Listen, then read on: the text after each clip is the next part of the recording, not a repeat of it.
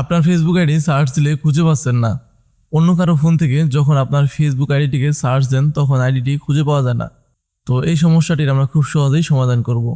সেটির জন্য আমরা চলে যাব ফেসবুকের যে অফিসিয়াল অ্যাপ্লিকেশনটি আছে সেটিতে। তো এটি হচ্ছে আমাদের ফেসবুক অ্যাকাউন্ট। এখানে উপরের দিকে 3 ডট আইকন, এখানে আমরা ট্যাপ করব।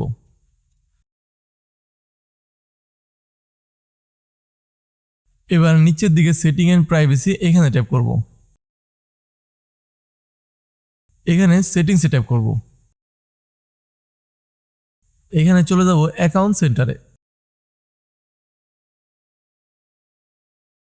এখানে প্রোফাইল অ্যান্ড পার্সোনাল ডিটেলস, এখানে ট্যাপ করব। এখান থেকে আমরা ফেসবুক আইডির উপরে ট্যাপ করব। নিচে ইউজার নেম, এখানে ট্যাপ করব।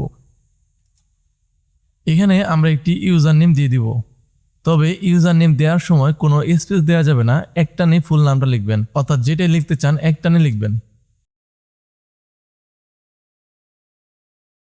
তো ওকে, আমাদের ইউজার নেম দেওয়া শেষ। এখন আমাদের ফেসবুক আইডিটিকে আমরা সার্চ দিব ইউজার নেম দিয়ে।